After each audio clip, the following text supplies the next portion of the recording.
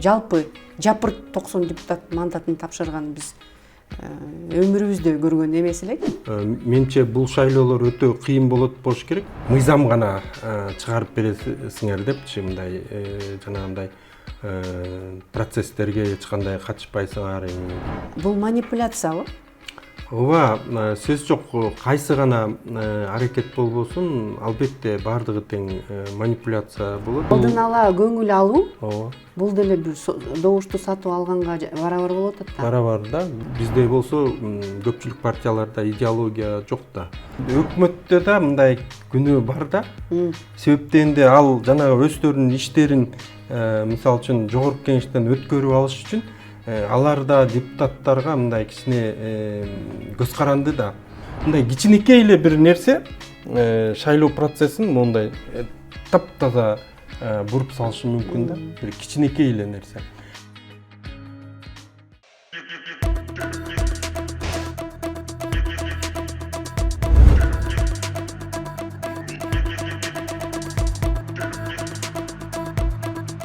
Саламатсыздарбы, урматтуу теле көрүүчүлөр, подкасттарыбыз үчүн улантат.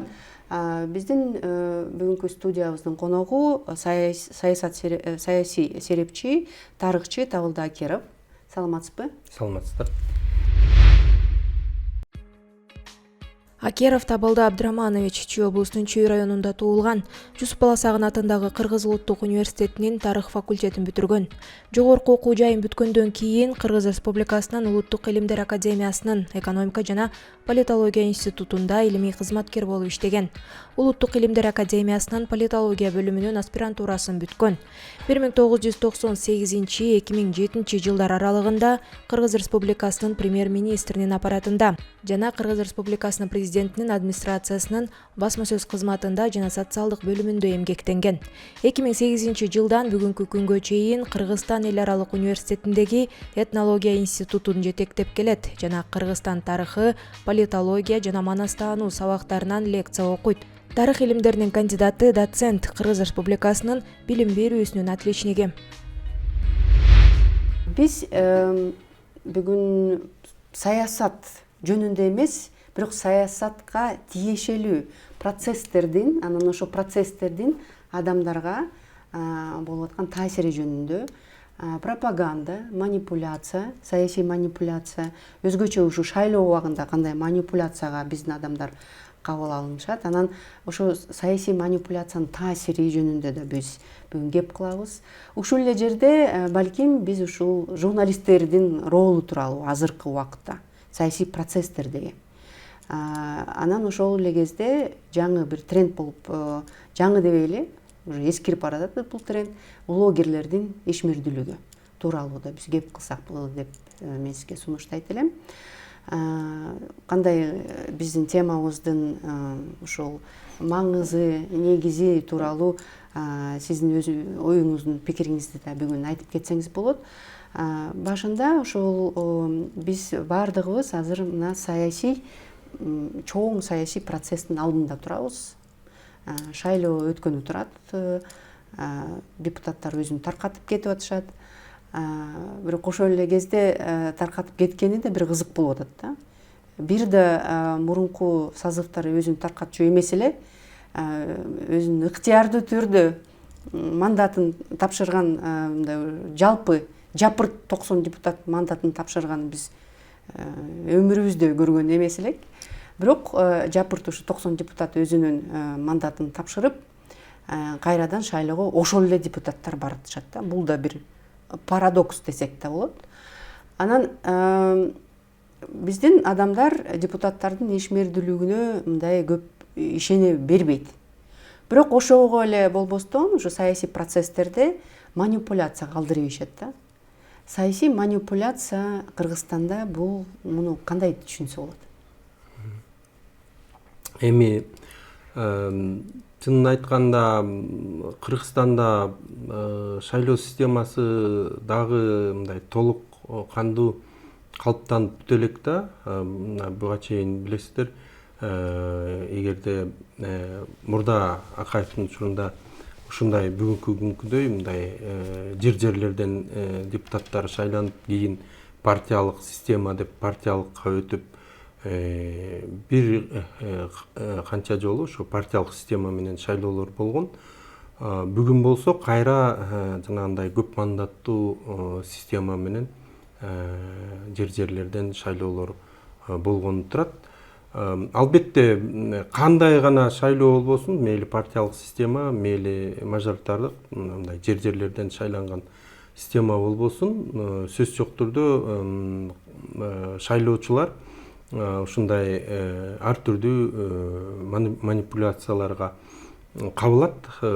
Себеп дегенде бул деген саясат, ар ким өзүнүн мындай саясий максатына жетиш үчүн ар түрдүү жолдорду колдонот, аракеттенет дегендей программаларды жасап, мисалы үчүн саясий партиялардын учурунда ал жерде мындай оңоюраак, жеңил коомго. Себеп дегенде ар бир партия мындай өзгөчө идеологиясы болсо, мындай коом, шайлоочулар кайсы партияны тандап алганга мындай мүмкүнчүлүк алат да, идеологиясына жараша. Ал эми бизде болсо көпчүлүк партияларда идеология жок да, мындай бизнесмендердин топтому, андан анча-мынча саясатчылар бар. Ошолор биригип партия түзүп, анан шайлоого бара беришет. Айрым учурларда алар регионду мындай эметип калышат. Бир региондо көбүрөөк болупчу.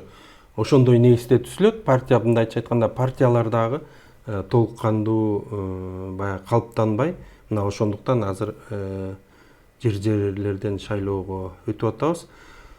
Албетте бул жерде дагы ар бир кандидат мындай өзүнүн программасын түзүп, ошо программасынын негизинде аракеттенет. Бирок менче бул шайлоолор өтө кыйын болот болуш керек кандидаттар үчүн дагы. Себеп дегенде азыркы шайлоо боюнча президент айтпады беле, мындай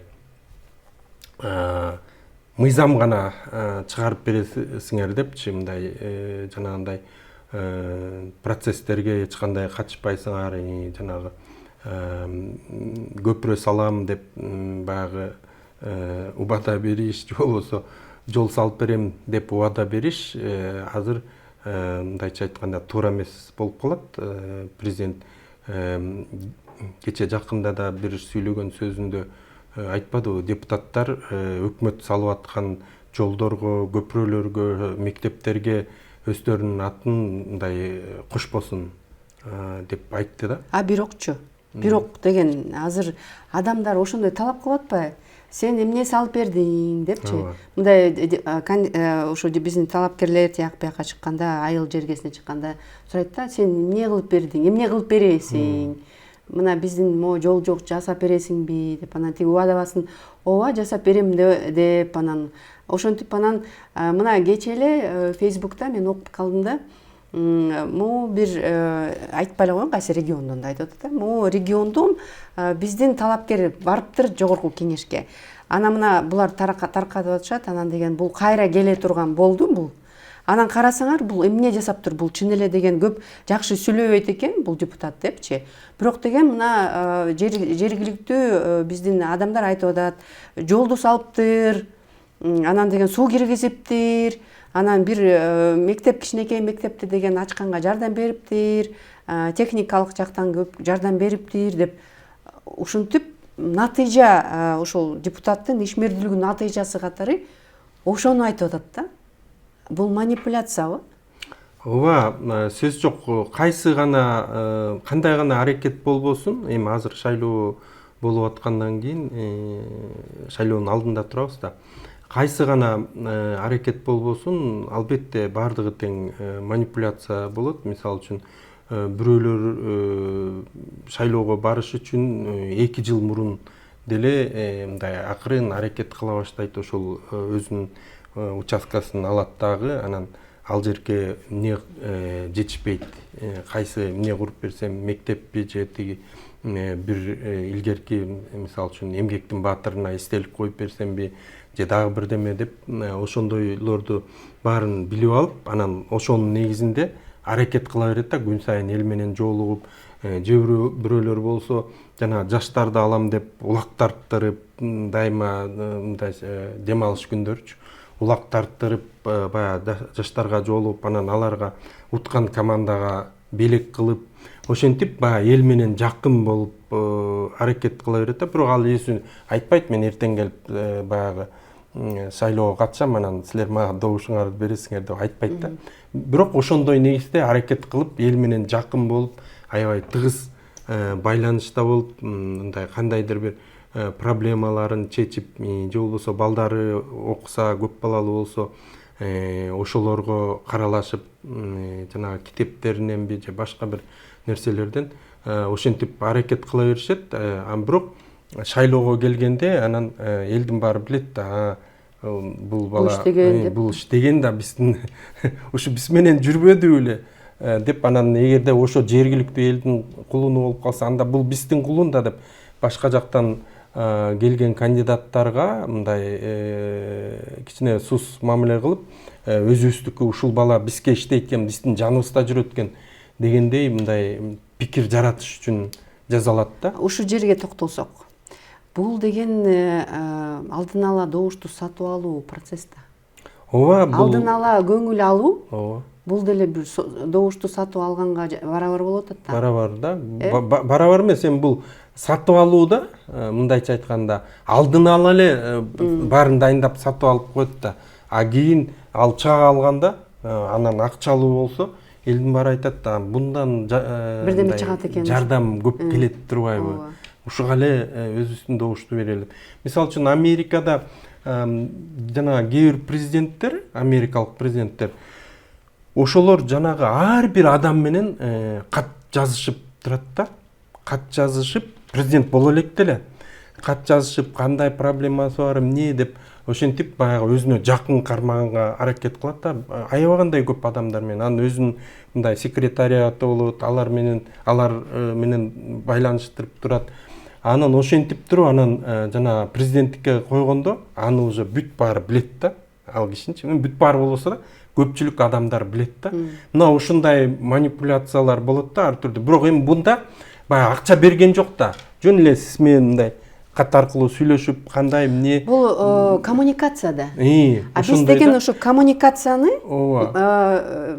саясий манипуляция менен алмаштырып атпайсызбы? Ооба. Анткени сиз азыр айтып атпайсызбы? Президент аргасыздан балким ушундай чечимге келип атат. Эми силер депутаттар, келген депутаттар бир гана мыйзам жазасыңар. Анткени мыйзам жазыш керек. Бул мыйзам чыгаруучу орган деп аталат да, А силер болсо азыркыга чейин ушул өкмөт жасаган, өкмөт ичинде жасап аткан ишти көп адамдар көрбөй эле, мына бул депутат жасап атат деп туруп, анткени депутат трибунадан айтат да.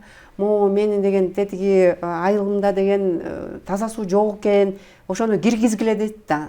Анан өкмөт деген, ошол жакта таза суу жок экен, анда ошол жака киргизели деп туруп, анан өкмөт киргизип атпайбы анын? Таза сууну өкмөт киргизет.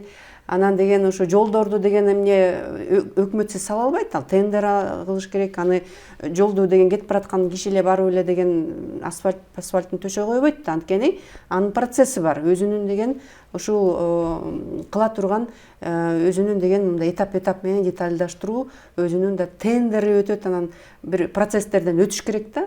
Бирок мен жасадым деп аягында натыйжасында ошондой алып келет. Президент да ошого көңүл буруп туруп, азыр ошондой кылып атканы да ал деле түшүнүп аткан сыйт да. Ошо бул саясий манипуляция кылып атат булар. Кылбай эле биздин жасап аткан ишибизди алар өзүнө деген ыйгарып атып атат деп. Бирок бул жерде өкмөттө да мындай күнөө бар да.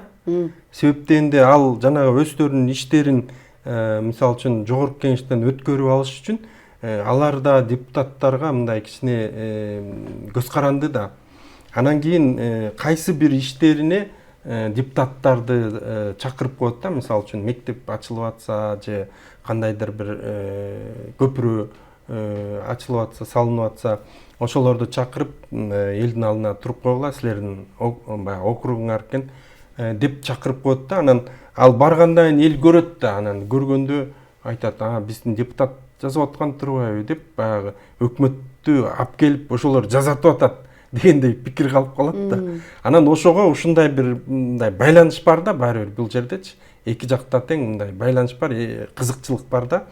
Анткени айрым маселелерди, айрым закондорду, өкмөттүн закондорун өткөрүп алыш үчүн өкмөт баары бир депутаттарга көз каранды да. Анан ошондуктан баягы алардын добушун алып туруш үчүн дагы баягы айрым өздөрүнүн иштерине депутаттарды чакырганга аргасыз болот да. Албетте президент жанагындай талап кылып атканы ал эми депутаттар мыйзам менен эле аракеттенсин деп атат да. Мыйзам менен аракеттенсин, бияка жанагы аткаруу бийлигинин ишине кийлигишпей эле койсун. Биз өзүбүз аны жасап атабыз. Өзүбүздүн планыбызда бар, бюджетте каралган акчалар. Анан буларды эмнеге биз кошуп алышыбыз керек деп баягы депутаттарды мындай биз жасаган иштер аркылуу өзүңөрдү жана пиар кылбагыла дегендей негизде талап кылып атат да. Себептен де бунун баары тең эле жанагындай элди алдап, элге таасир берип, мынакей мен болбосом ушуну алып келе алат белеңер. Мына өкмөттү керек болсо, эгер премьер-министр болуп калса, премьер-министрди мына айлыңарга алып келдим да дегенчеликке болуп калат да. Ошондуктан эми баары бир бул жерде баягы өкмөттү мындай күнөө эле албайбыз. Анткени депутаттар да керек да аларга. Алар менен иштеш керек. Алар кайсы бир проектлерди өткөрүп алыш үчүн, нетиш үчүн. Аны ошого ушундай бир эки жактан тең мындай тыгыз байланышта иштеш керек болуп калат да айрым учурларда. Адамдар эмнеге таасирленет ошондо мындай саясий процесстерде? Алар ушул мындай шайлоо убагында эмне үчүн ушундай манипуляцияларга ишенишет да? Бул деген ишенгиси келеби ушундай? Ооба, ишенгиси келет да. Адам өзү мындай үмүткөр да, аябай үмүттөнөт да, бир нерседен үмүттөнөт. Мисалы үчүн мына канча революция болуп атат, элдин баары ишенип атат да. Мына могу президент келди, эми ушундан бир көтөлүү деп. Мына азыр Садыр Жапаровдор келди. Баары күтүп атат да, бир жакшы укмуш нерселер болсо экен депчи. Ошондой эле ишеним болот. Анан депутаттардан деле, мисалы үчүн шайлоого бараткан депутаттан деле бир жок дегенде эл үчүн жакшы бир нерсе жасаар бекен деп баягы мындай ишенет да. Же болбосо келечеги бир кең болуп, балким министр, өкмөт башчы болобу, анан бир жакшы бир нерселерди, идеяларды алып чыгабы деп ошондой негизде көп мындай ишеним болот да элдечи. Албетте жана президенттин айтып атканы боюнча анда шайлоодо эл ошондой капчыктууларга эмес, тескерисинче мондай жана идеялуу адамдарга, булар өлкөнү көтөрүп кете ала турган, мисалы үчүн бир өлкөнүн бир тармагын, өкмөттүн бир тармагын көтөрүп келе турган, же болбосо салыккабы, же болбосо жана бажыгабы, ошолорго бир жакшы багыт бере тургандай адамдарды шайласын дегендей деп алсак болот да. Анткени эгерде аткаруу бийлигинин ишин ошол округдун кандидаты өзүнө карата карайлы айта албаса, анда эл ойлонгула деп атат да. Мындайча айтканда, эл ойлонуп, мындай манипуляциясыз өкмөт жасаган иштерди өзүңөргө тартып албай, өзүңөрдүн бир программаңарбы, бир эмеңер менен баягы келгиле деп атат да жогорку кеңешке. Эми бирок алар деле бир программалар жасайт. Мен билбейм азыр кандай программа жасаганга мүмкүн. Себептен де аткаруу бийлиги эчтекени мындай убада кылганга болбойт. Азыркы мындай мыйзам боюнча, талаптар боюнча. Себептен де эми ал мыйзам жөнүндө сөз болуп атпайбы. Жалаң мыйзам жөнүндө айтышың керек да. Ошондо бул жерде албетте жанагы юридикалык билими бар адамдарга жеңил да. Алар мыйзамдардын баарын эми көп болсо бир 5 күн отурар, баарын карап чыгып, кайсынысы кандай деп эксперттик талдоо жүргүзүп, анан кийин могу мыйзамдарды айтсам болот экен, же болсо жаңы мыйзамдардын түрүн алып чыгып, мына ошондой негизде элге айтып берген баягы кандидаттар элге эмне, элге чыкканда жанагындай сүйлөгөндү билиш керек да. Өзүн элге көрсөтө алган, сүйлөй ала турган киши элге жугумдуу болот да. Эл баттаныйт аны. Анан айрым кандидаттар болот, бирок жанагы өзү сүйлөй албайт эчтекечи. Анан бирок алар жанагы ошол райондо иштеген, көп жылдан бери иштеген, элге таанымал адамдар да. Анан алар эмне кылат? Алар деген жанагы ишенимдүү бир 2-3 кишини алып алат. Анан ошол ишенимдүү кишилер ал жөн эле туруп берсе, алар айтып мындай деп элди көндүрөт, а бирок аны көпчүлүк киши тааныгандан кийин ишенет дагы. Мен мисалы үчүн 2-3 кишини билем, ошентип эле өтүп кеткен. Анча деле акча көп тараткан эмес, эми илгерки учурлардагы эме шайлоолор өтүп кеткен кишилерди билем да. Мына ошондой, мындайча айтканда, ар түрдүү жолдору бар да. А бирок баягы депутат болуп келгенден кийин бир дагы мыйзам жазбайт, себептенде билбейт да. Жакында эле ушул азыркы созывдын деген депутаттарынын мыйзам жазганы тууралуу рейтингди жарыялаган, ошо соц тармактардан биз көрдүк. Ошондо бир 10 чактуу эле депутат мыйзам жазыптыр да, натыйжалуу. Бир 3-4 эмес, бир 10-15 мыйзам, канча 6 жылдан бери жазыш керек да мыйзамдарды. Бир эмес, 2 эмес, көп жазыш керек да, анткени мыйзам чыгаруучу орган болгондон кийин. Анан көбүнчө мыйзамдарды ушу өкмөт алып келет экен. Көбүнчө мыйзамдарды өкмөт жазып келет экен да. Анан ошондо жогорку кеңештин да ролу да басындап калып атпайбы? Алар эмне кылат? Алар чын эле мыйзам жазчу депутаттар аз экен азыр. Анан алып келген мыйзамдардын баары көбүнчөсү жакшы каралбай, эптеп-септеп өтүп кеткен мыйзамдарды бар. Ошол мыйзамдар иштебейт. Биз эмне үчүн мыйзам чыгарат? Өлкө эмне үчүн мыйзам чыгарат? Ар бир мыйзам иштетиш үчүн. Кандай бир тармакты иштетиш үчүн чыгарат да. Көбүнчө мыйзамдар ошого багытталган да. Ошо ЖМК тууралуу мыйзамды карабасак, ал деген ушу ЖМК тармакты деген ролун басандатуу ЖМКлардын негизи ушу журналисттердин дейли.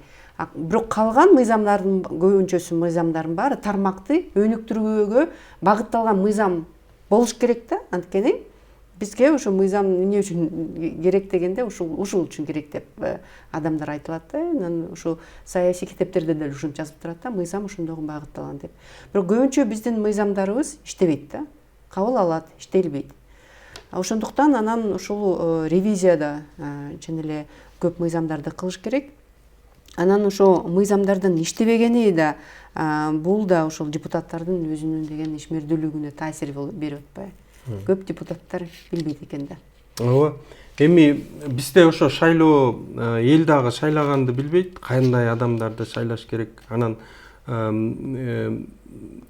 шайланган адамдар да, кандидаттар деле эптеп баягы жогорку кеңешке барсам болду, бир жолу депутат болуп алайын деп да баргандар көп да. Кээ бирлер ушу статус үчүн эле барат. Статус үчүн барат да. Бул эми политологиялык бир эме негиз да, бул баарында эле ошондой, бүт эле өлкөлөрдө мындай баягы депутат болуп же болбосо министрликтерге иштеп баргандар, министр болгондор баары эле ошондой максат менен барат да. Мындай эң негизгиси привилегия. Элден өйдөрөөк, обочолонуп, бөлүнүп, өзүнүн кызыкчылыгым бар деп ошон үчүн барышат да. Өзүм бизнесим же дагы бир деме деп лобби кылганы барышат. Ооба, ошондой нерсе үчүн эле барышат да. Политология илиминде бул мындай изилденген да. Ошол мен улуттун мындай сактоочусумун, спаситель нации деген адамдардын 10% чыныгы ошондой идея менен саясатка барат да. Калгандардын баары эле ошондой привилегия же дагы бир ошондой өзүнүн кызыкчылыгы деп ошентип барышат да. Анан ошого эл жанагындай иргегенди билиш керек да. Мисалы үчүн бизге жогорку кеңешке эгер мыйзам болсо, демек жогорку кеңештин жартынысы юристтер болуш керек да. Мыйзам чыгарганды билген, юридикалык жазганды билген, анализ кылганды билген, юридикалык диплому бар, ошондой адамдар болуш керек да. Анан андай эмес адамдар болсо, алар келет да, мына көрүп атпайсызбы, жана жумушка туугандарын алып атышат, ар түрдүү ошондой мындай негативдүү окуялар көп чыгып атпайбы массалык маалымат каражаттарына.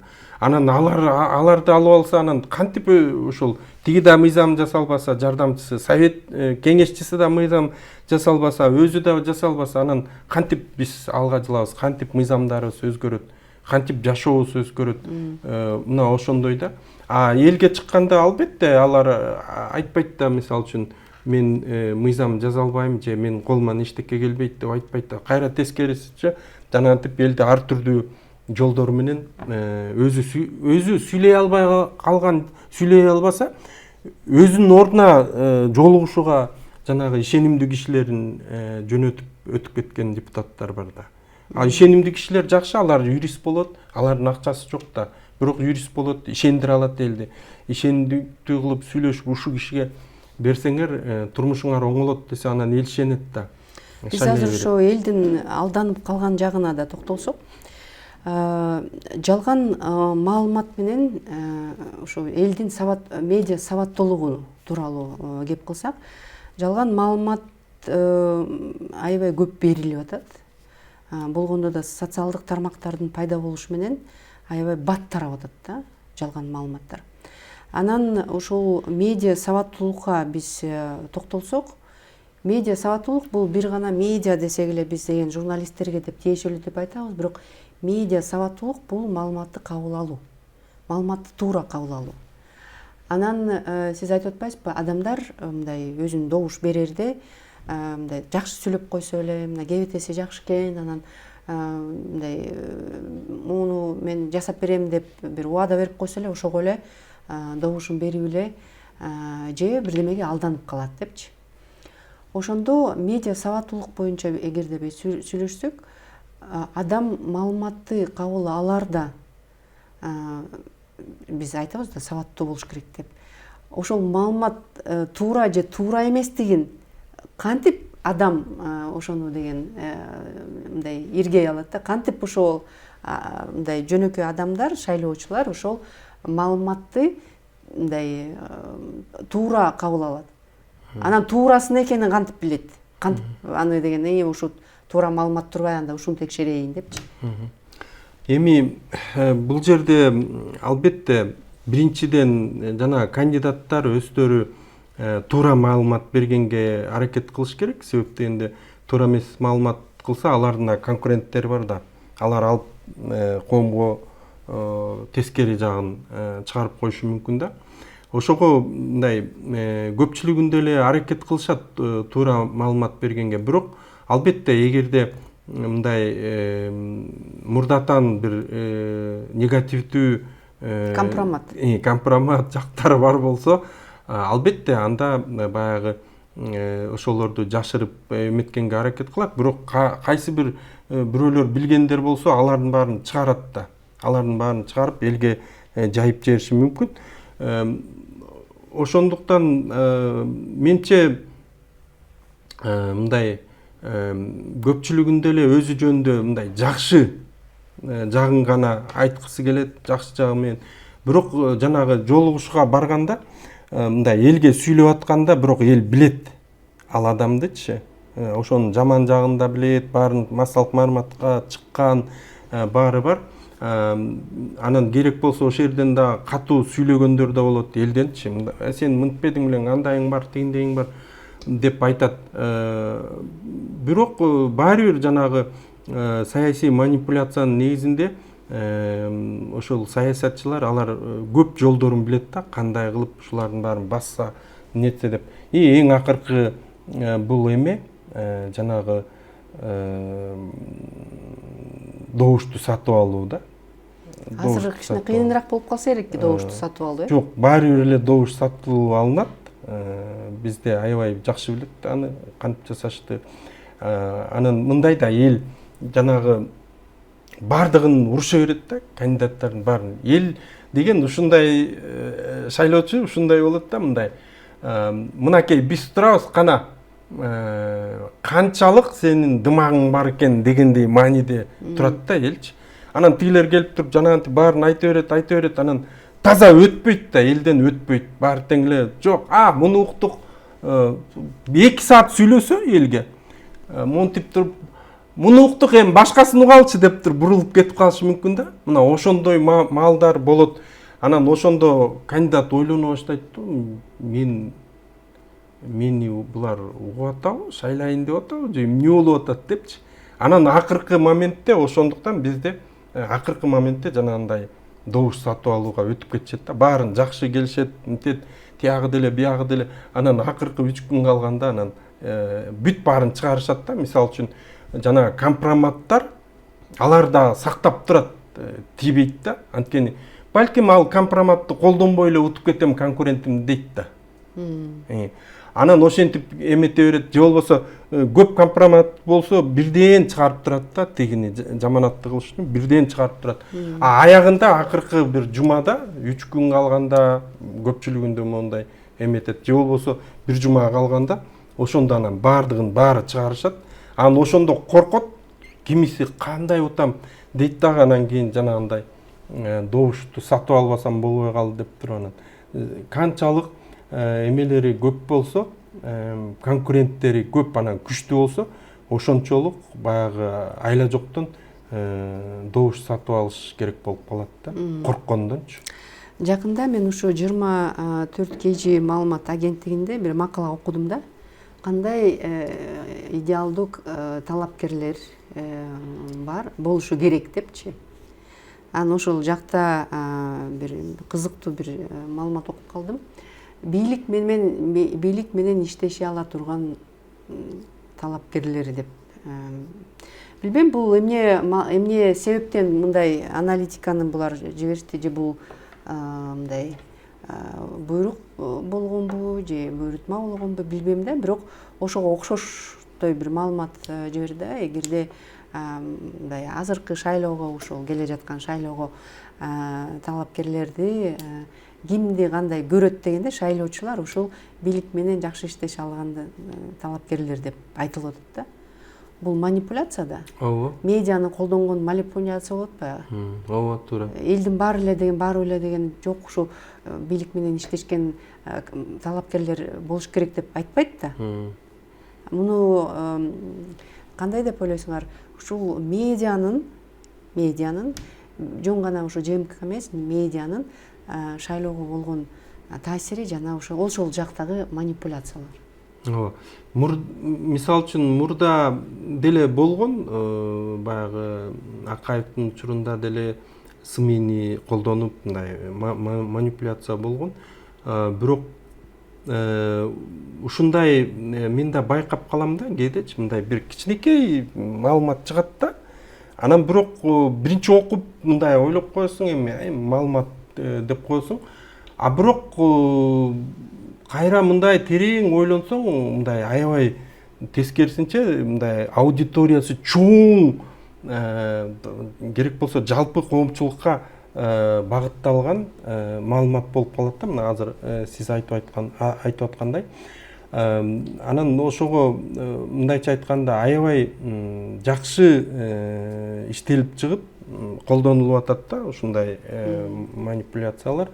Албетте эми буга эми эч ким деле мындай эч нерсе дей албайт, бирок эл өзү баягы бардык кандидаттарды угуш керек, анан кийин ошого жараша, бирок алардын да жанагындай ким экендигин жакшылап билиш керек. Эң негизгиси жана сабаттуу адам болуш керек, анан өзү жазганды билген адам болуш керек да. Кандидат өзү жазганды билген, мыйзамга жакын, албетте баягы мындай юридикалык диплом деп эле баарыбыз юрист депутат кыла албайбыз да. Бирок баягы өзү жазганды билген, анан мындай мыйзамга жакын түшүнө билген ошондой адамдар келсе, менимче жакшы болот го дейм. Анан эми депутат деген келгенден кийин сөз жок түрдө эле баары бир өкмөт менен иштеш керек болот. Ал өкмөтчүл болбой деле мындай орток эле болуп эле элди элдин кызыкчылыгында жакшы мыйзамдарды чыгарганга активдүү катышып, өзү да мыйзамдарды чыгарып турса, ошол эле көп чоң нерселерди бермек да. Бирок эми бизде жана сиз айткандай көпчүлүк депутаттарыбызды эл мындай өзүнүн туугандык жагына карата өткөрүп атышат, же болбосо кандайдыр бир симпатия, же болбосо акча жагынан карап өткөрүп атышат. Анан көпчүлүгүндө биз баягы урууга бөлүнгөнбүз да, анан ошого уруулук жактан өзүбүздүн тууган, өзүбүздүн бала деп дагы көп өткөрүп жүрүшөт да. Себеп дегенде мен мурдакы бир шайлоолордо билем, жада калса жанагы добуштарды санаганда, айылдагы добуштарды санаганда бүт өзүнүн туугандары берип, анан жанагы келиндер болот го. Келиндердин добушу башка болуп калган. Канча келин болсо, алар башка түшөт, тигилер туугандары өзүнчө болуп башка түшөт да. Мына ошондой негизде шайлап атышат да бизде, кыргыздарда азыр ошол. Ал эми айрым жерлерде жанагы айыл башчылары бар, өзүнчө ошо шайлоолорду өткөрө турган. Азыр 30 жылдан бери аябай үйрөнүштүү жанагы агитаторлордун группалары бар. Ошолордун баары тең эле кандидаттарга мына менин командам деп эле келип туруп эле анан ишти баштап кетишет да. Алардын өздөрүн билет, участоктордун баарын кайсы кандай экен. Анан ошол негизинде аракеттенишип ошондой шайлоо болуп атат. Махаллаларда мисалы үчүн чоң өзүнүн жооптуу кишилери бар. Ошолор аркылуу шайлоолор жүрөт. Мына ошолорду бизге ошолор чоң проблема да. Биз ошолорду жеңип, ар бир адам өзү келип жанагы өзүнүн добушун бергенге мындай көндүрүш керек да адамдардычы. Жанагындай шайлоодо мисалы үчүн тигинин өзүнүн добушу бар да, анан добуштардын баары эсептелет. Мисалы үчүн сенден 14 голос, сенден 20 добуш экен деп мынтип эсептеп, момча болот экен деп алдын ала эле эсептеп койгондор бар да. Анткени тууган уругунан карап болжолдуу санын эсептеп койгондор бар да. Анан ошого бизде жанагы шайлообузда мындай көп проблемалар болуп атат да. А эгер жеке адамдын өзүнө неметсек, анда жакшы шайлоо болмок да. Мисалы үчүн мен мисалы үчүн чүйдөн болсом, мен башка мисалы үчүн Бишкектенби же башка жерден барып койсом дагы мен шайланып өтүп кете турган, программамда айтып, шайланып өтүп кете тургандай деңгээлге чейин жетсек, мына ошондо эми бул идеалдуу түрү болот атпайбы? Бул жерде шайлоочунун аң сезими болот атпайбы? Ооба. Шайлоочунун шайлоого болгон мамилеси азыр кандай деп айтсак болот? Алар ушу шайлоону кантип кабыл алышат азыр шайлоочулар, биздин кыргыз шайлоочулар? Эми бул жолкусу кандай болот билбейм, бирок 30 жылдан бери жанагындай элдин баарын бизнесмендер шайланып отуруп, анын үстүнө жана олигархтар көп шайланып атышпадыбы? Анан алар көндүрүп койгон да шайлоодо, мисалы үчүн агитатору болсун, шайлоочусу болсун, баары эле эми ушул 3 айдын ичинде биртеке аракеттенип акча кылып алайын деп, же болбосо кимиси болсо боло берсин, иш кылып баары эле көзүмө жакшы көрүнөт, баары эле бир эле ишти аткарат го деп акчасын алып алып жанагы шайлап коюп атышат. Бирок алар ойлобойт, бунун баары тең алардын өздөрүнүн турмушунун ушундай бүгүнкү акыбалга, мына канча депутат шайланды, бүгүнкү акыбалга келгендигин мындай жакшы түшүнө алышпайт да. Бүгүнкү күндүн немеси менен ойлонуп, болуптур эми акчасын алып шайлай береличи деп. Кээ бирөө акчасын алып деле шайлоого барбайт да. Мисалы үчүн акчасын алат да, бир жумуш чыгып калса шайлоого барбай деле коет да.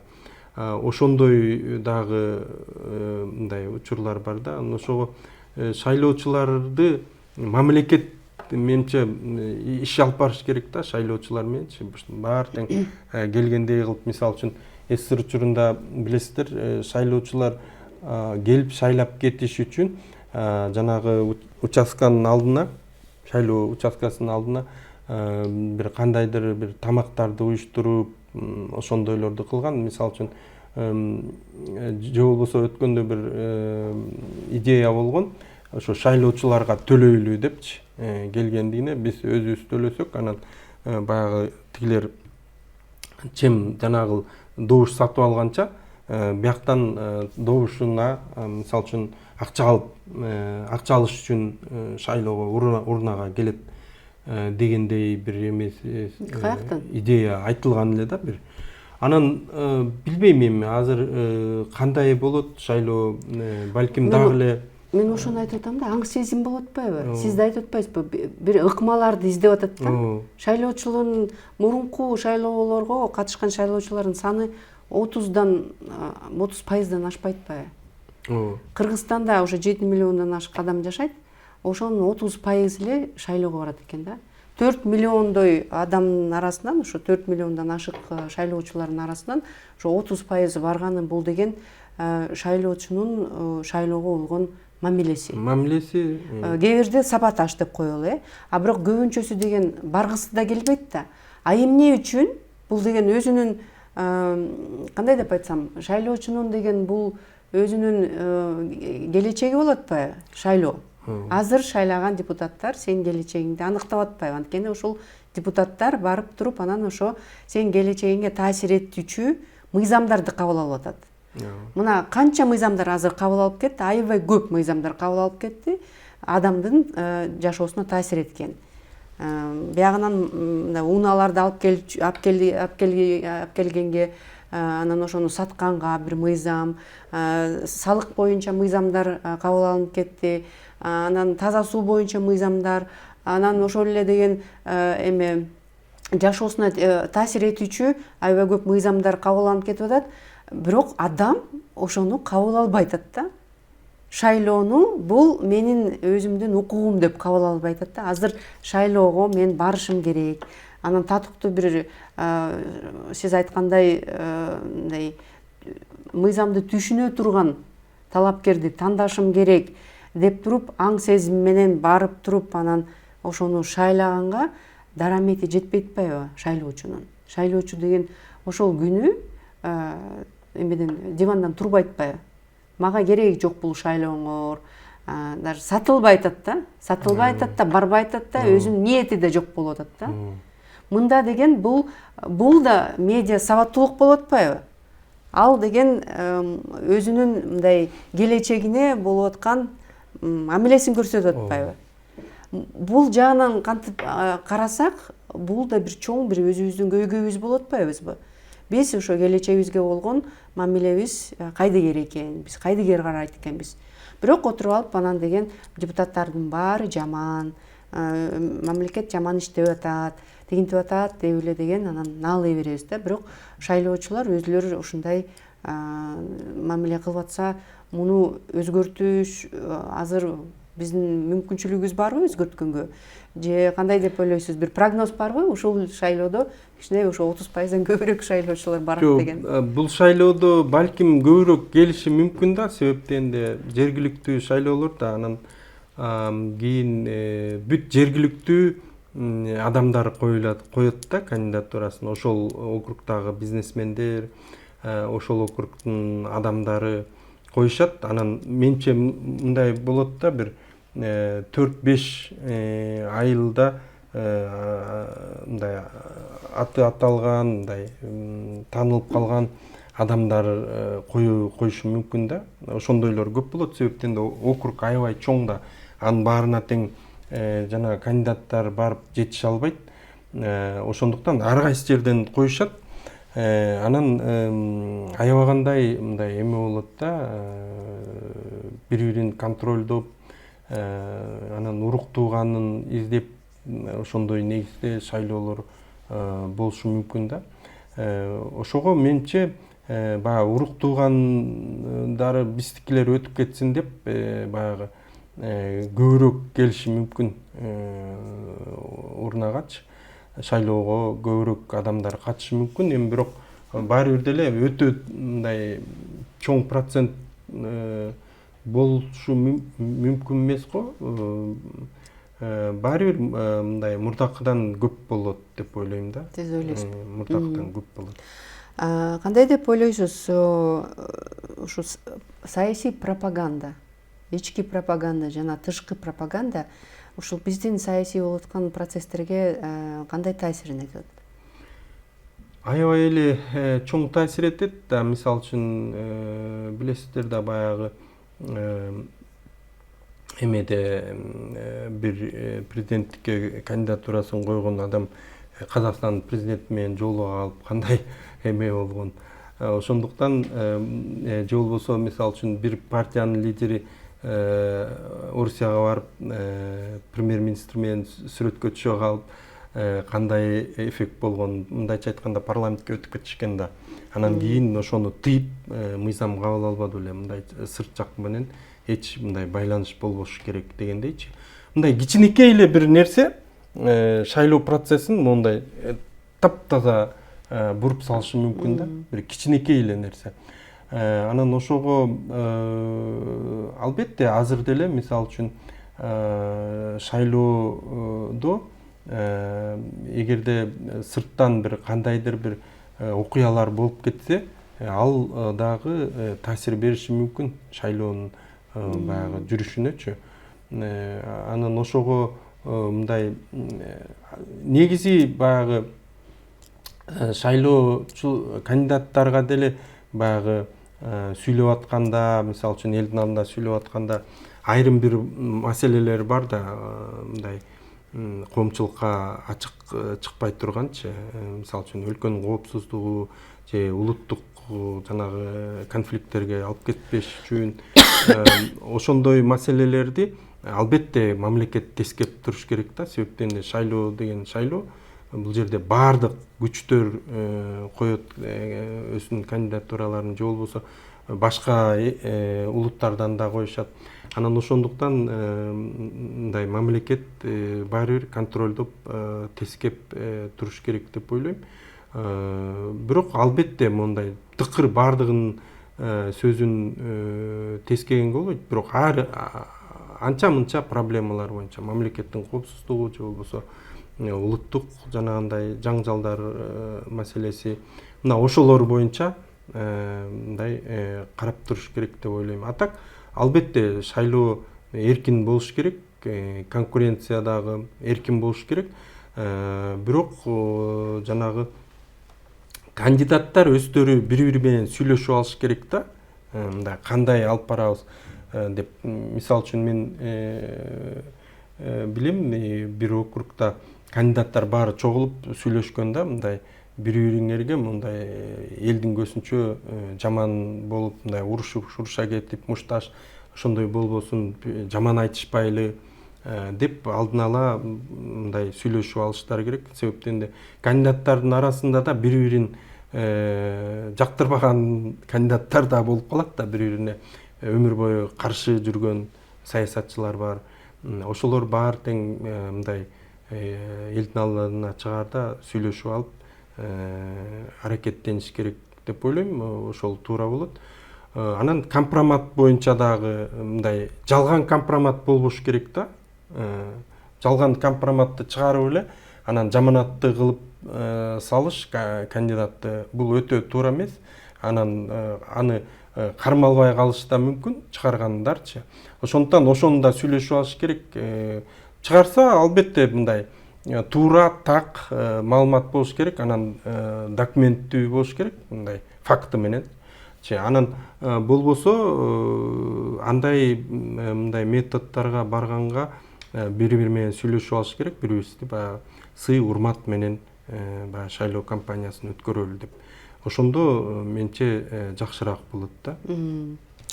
Ушу саясий пропаганданы биз алсак, саясий пропаганда бул эң аягында, сиз айтып атпайсызбы? Башынан аягына чейин келип туруп, анан аягында аябай чоң таасир этип коет да.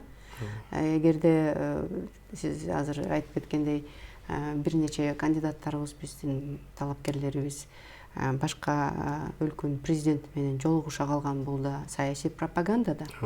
Бул да саясий манипуляция болуп атпайбы? Башка бирөөнүн өлкөнүн эмеси бизге мына жакшы мамиле кылат экен дейт.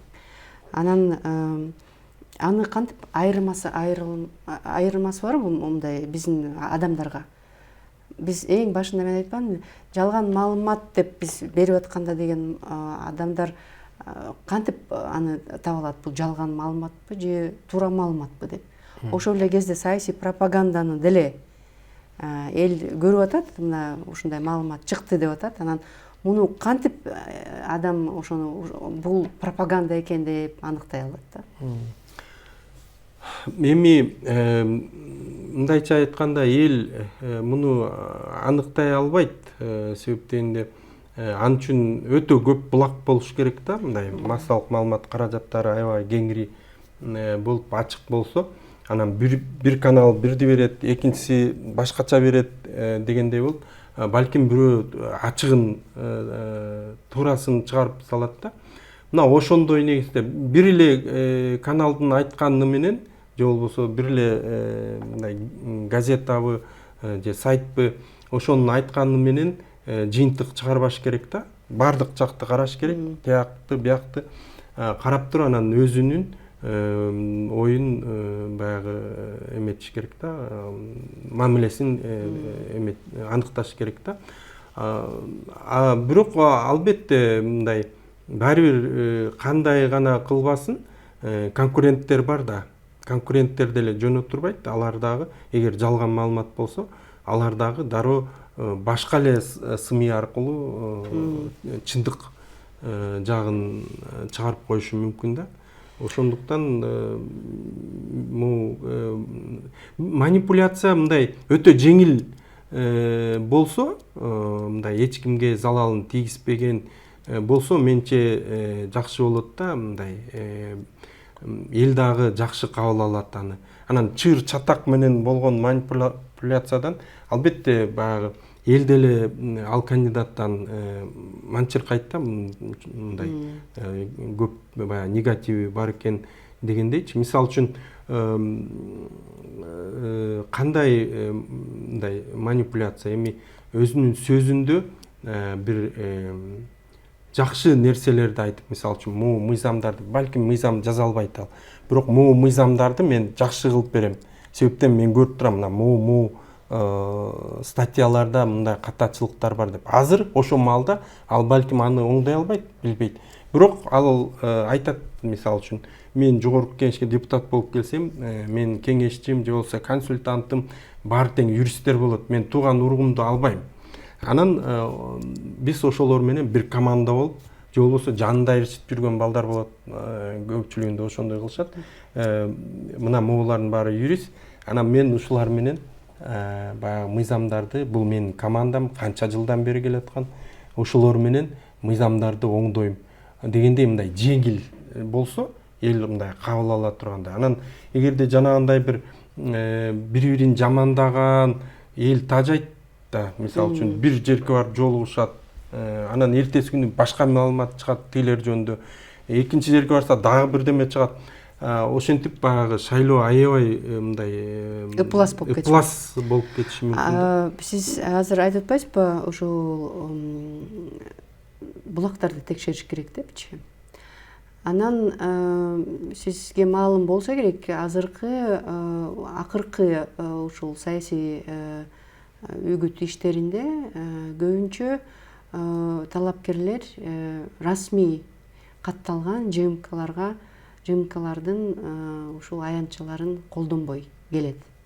Көбүнчө ушу өзүлөр социалдык тармактарда жүргүзөт үгүт иштерин, же болбосо блогерлер менен көп иштешет да. Биз бардыгыбыз билебиз, блогерлердин маалыматы бул көп жерде туура эмес болуп чыгат. Анткени алар сапатка карата иштейт, алар бат-бат чыгарганга аракет кылышат. Анан ошол эле маалымат жалган болуп чыгышы мүмкүн, бирок ал тууралуу жоопкерчилик деле каралбай келет да. Анан ушундай жагдайда маалыматты чын же жалган деп аныктоого кичине деген оорураак келип атат да. Бул да ушул шайлоого деген терс таасирин тийгизип келе жатат. Анан бул да шайлоодо деген ошондой болушу мүмкүн. Анткени расмий булактар менен азыр көп иштешпей калышты. Азыр баары эле өзү менен өзү эле өзүнө пиар кылып эле жүрүшөт. Мындай шайлоону биякта эле коелу, азыркы эле мындай биздин акимдер, мэрлер эле өзүнө пиар кылып эле жүрүшпөйбү? Ошол бул да бир саясий процесстерге, Кыргызстандагы саясий процесстерге кандай таасирин этиши мүмкүн? Мен ойлойм, туура ошо блогерлер булар мындай жоопкерчилик аста булардачы. Мисалы үчүн массалык маалыматка каражаттары болсо мындай эл билет алардычы. А блогерлер болсо мындай күн сайын эле эфирге чыгат же болбосо сайттардан эметет. Анан ошо менен аябай популярдуу болуп, өзүнүн эмесин көбөйтүп алат дагы. Анан мындай өтө тез тарайт элге деген мындай не аракеттенет да. Бирок мындай мен ойлойм да, ушу блогерлер туура алардын жанагы эмеси подписчиктери көп болот, бирок алардын деле көпчүлүгү баягы Кыргызстанда эмес болот да. Мисалы үчүн Казакстанда, тиякта биякта ар кайсы жакта болот да. Анан Кыргызстандагы бөлүгү канча болот, мындай ал башка маселе да. Бирок албетте эгерде мисалы үчүн 100 000 подписчиги болсо, эң аз десек бир 30 000 Кыргызстанда болушу мүмкүн да. Бирок ошонун ичинен ошол округда канча болот? Мындайча айтканда, кандидаттар деле алданбаш керек да. Округда канча болот ошонуку? Округда аныкы бир 2000 киши, 1000 киши болуп калышы мүмкүн да. Ошол жагын да караш керек. Ошондуктан менче көп тескерисинче жанагы гезиттерди баягы заказ берип анан таратып ошондой кылат го. Ошолор мындай жакшыраак болот болуш керек. Мурунку ыкмага кирет. Анткени мисалы үчүн азыр баягы саясий партиянын учурундагыдай шайлоо эмес да. Бул жерлердеги шайлоо. Блогерди 90 сүйлөтсөң да тиги округуңа кирбейт ал материалчы. Анан ошондуктан ал үчүн блогер ошол региондон болуш керек да. Ошол региондон болсо, андан көрө ошол региондогу СМИлер, жергиликтүү СМИлер бар го. Ошолор көп таасир берет да блогерге караганда. Ошол жагын да кандидаттар караш керек. Ал эми блогерди колдонсо, албетте жанагындай жалпы бүт баарыбызга ал тарата берет маалыматтычы. Тарата берет, бирок округга түшпөйт алчы. Ошондой жактар бар да. Анан бирок албетте жанагы бул маселелерди борбордук шайлоо комиссиясы өзү эле тескеп койсо болот да. Мындай ушундай маалымат тарата тургандардын баарын кандай кимдер экенин билип, блогерби, башкабы, анан ошолорго шайлоого аккредитация бербей эле коюш керек. Бербей. Алар аккредитациядан бербейт. Бирок алар ооба шайлоочу менен да келишим түзүп алышы мүмкүн да. Ошол жагы. Азыр деген ошондой болот да. Азыр деген мыйзамга мыйзам көп нерсени карабайт экен да. Ошондой болуп калат. Аккредитациядан ошо расмий катталган эле ЖМК өтөт да. Ан деген эмес өзүнүн деген устав тиякты болуш керек да. А блогерлердин кайдакы уставы? Алар деген блогер мен деп айткан менен документтери жок да. Документтери жок. Ошон үчүн документсиз иштегенге азыр жол берип атышат. Аны билбейм, булар кандай карашат бул жерин. Анан ушул баарын алып келгенде, эгерде жыйынтыктай турган болсокчу, ушул саясий пропаганда, анан деген ушу талапкерлердин өзү тууралуу берген маалымат жалганбы же туурабы, анысын да биз билбейбиз. Ошол эле кезде мындай ЖМКлардын берип аткан пиар материалдары же болбосо мындай компромат материалдар, блогерлердин компромат материалы, фейктер, ушунун баары деген алып келип туруп саясий процесстерге чоң таасирин этип атпайбы? Анан шайлоочулардын да мындай ушу шайлоо процессине болгон мамилеси да мындай биз салкын болгонун көрүп атабыз да. Мунун баары бир чоң бир көйгөйдү жаратат да, ишеним. Аң сезимге мындай уже сиңип калганда бул ишеним жок депчи. Анткени баары эле жалган айта беришет. Шайлоодон деген бир мындай өзүнүн натыйжасы да жок, бул жөн эле бир процесс. Азыр да деген мында мурун концерттерге барып калчу эле, азыр концерттер да жок. Анан азыр эгерде мындай аябай жакшы көзөмөлдөсө укук коргоо органдар, балким ушул азыраак да болот да, мындай сатып алуу, добушту сатып алуу процесстери. Ошондо биздин мындай шайлоочунун да деген мындай кайдыгер мамилеси да түзүлүп атат да. Баары барып келип туруп ишенимге алып келип атат да. Ушул кантип ишенимди көтөрсө болот? Ишенимди көтөрүш үчүн албетте бул жерде биринчи кезекте мамлекет иш алып барыш керек да.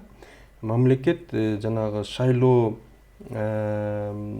системасын, шайлоо мыйзамдарын туура кабыл алыш керек да.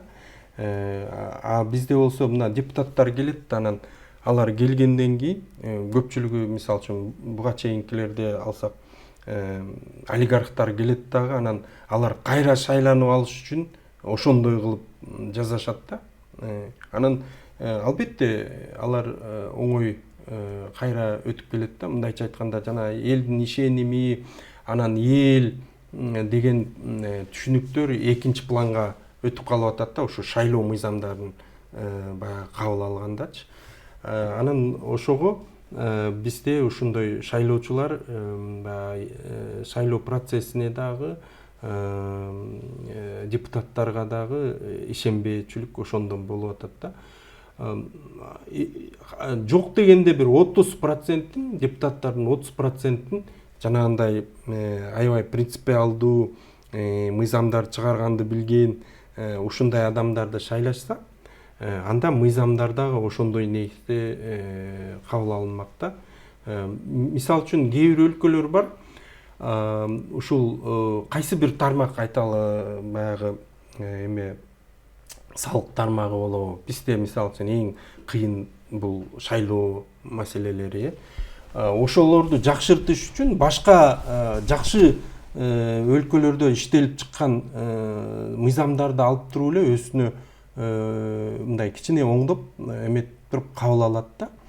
Бизде жанагы СМИ аябай шылдыңдап жазабыз го, депутаттар Орусиянын мыйзамын алып туруп эле көчүрүп алыптыр деп, даже ошондой эле да. Саптарын анан көчүргөндө тиги Кыргызская республика деп жазганын ордуна Российская Федерациясы ошончо калып кармалып калып атышпайбы? Ооба, ошентип калган.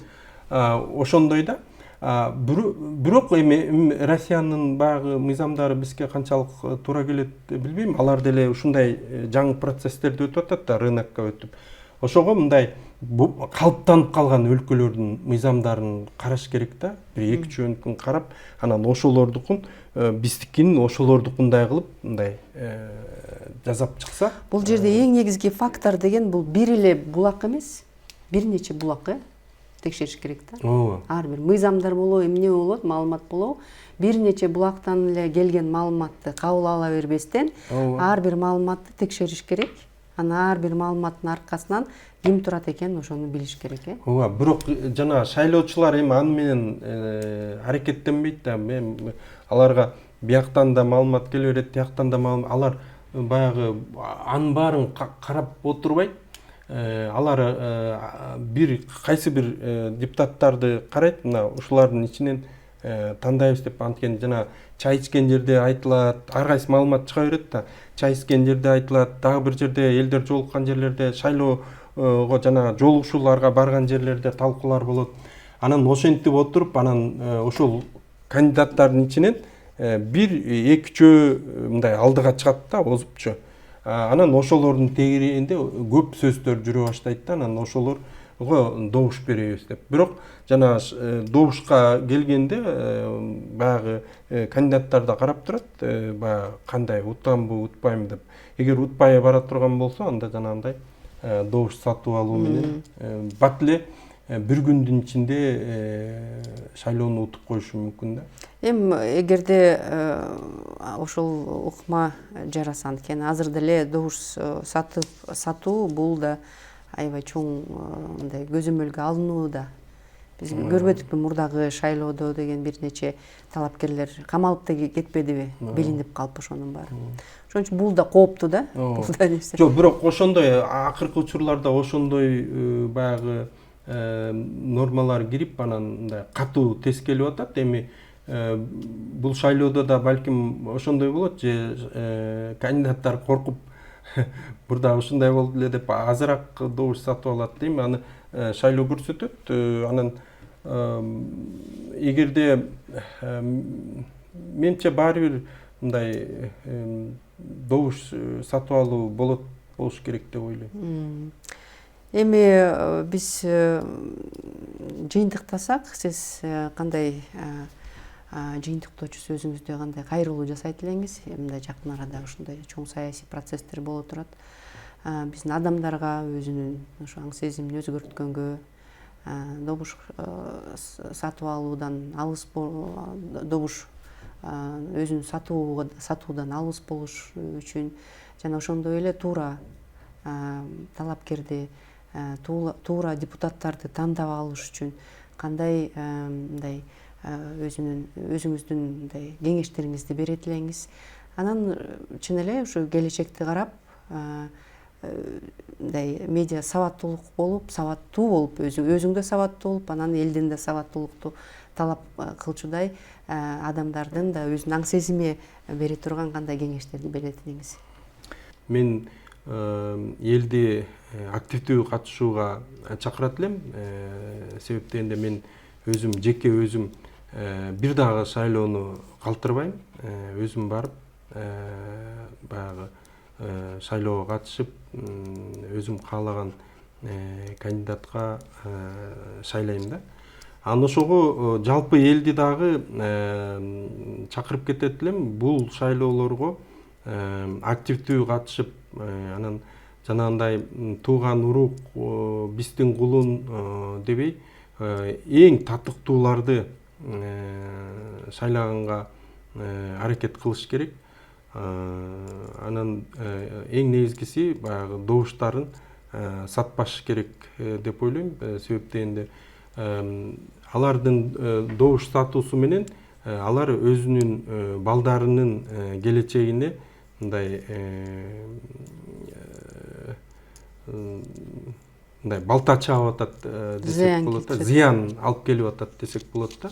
Себеп дегенде 5 жыл ошол эл шайлаган кандидаттар депутат болуп, анан 5 жыл ошол биздин тагдырыбызды, биздин балдарыбыздын тагдырын чечет. Мындайча айтканда, ошолордун турмушу жакшырышына бир салым кошо турган кандидаттарга добуш бериштерине чакырат элем да. Сизге чоң ыраазычылык билдирем. Биз менен келип ушул биз менен саясий процесс учурундагы алдамчылык жана манипуляция тууралуу кеп кылдык. Шайлоонун алдында бул аябай керектүү баарлашуу болду деп ойлойм. Анткени баарыбыздын келечегибиз биздин өзүбүздүн колубузда. Келечекти өзүбүз түзүшүбүз керек. Түзүш үчүн сабаттуулук керек. Чын эле билим да керек, сабаттуулук да болуш керек. Ушундай эфирлер көп болуп турса, балким аң сезимди өзгөрө турары да үмүттөн эле деп туралы. Сизге чоң ыраазычылык, ийгилик каалайм. Силерге да рахмат, ийгилик. Рахмат. Биз менен саясий талдоочу, тарыхчы Табылды Акиров болду. Урматтуу телекөрүүчүлөр, ушу менен биз да эфирибизди жыйынтыктайбыз. Саламатта болуңуздар.